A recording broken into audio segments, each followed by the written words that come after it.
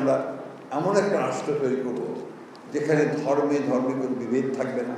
আসলে ধর্ম মানুষকে ভালো করার জন্য, ধর্মযুদ্ধ করার জন্য নয়। এই যে আজকে আপনারা বৌদ্ধ ধর্মে যারা জন্মগতভাবে আছেন, আপনারা কিন্তু সেই তখন থেকেই আছেন ওই বৌদ্ধের বাণী যখন আপনাদের মাথায় এসে পড়েছে। বাংলাদেশে দেখুন বিহার অনেক জায়গায় দেখা যায়, তাই না? বৌদ্ধ বিহারগুলো কোনটা 1000 বছর, কোনটা 3000 বছর, কোনটা 2000 বছর আগে দেখা যায় সেগুলো আছে।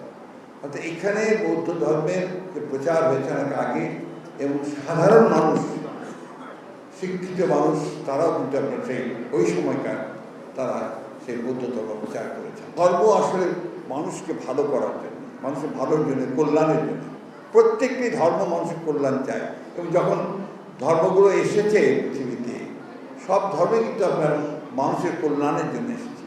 এবং সমাজ যখন নষ্ট হয়ে গেছে, আপনার হিংসা, যুদ্ধ, বিগ্রহ যেভাবে আপনার ছড়িয়ে পড়েছে, তখনই কিন্তু সেখানে এসেছেন একজন মহাপুরুষ, যিনি শান্তির বাণী দিয়ে মানুষকে শান্ত করবার চেষ্টা করেছেন, মানুষকে সঠিক পথে নেওয়ার চেষ্টা করেছেন। ধর্ম হিংসার জন্য নয়, এই বিষয়গুলো আমাদের সকলে উপলব্ধি করতে হবে।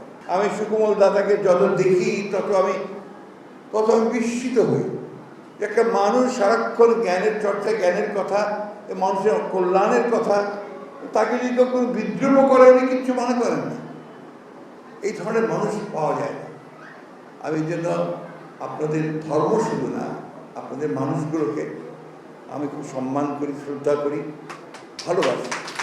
সেই জন্য আপনি যখনই ডাকেন আমি চলে আসি। আমি অনেক করে এসেছি, বিরোধী দলে থাকা অবস্থায় এসেছি, এখন তো সরকারে এসেছি বলে আরও আসবো, গণগণ আসবো হয়তো।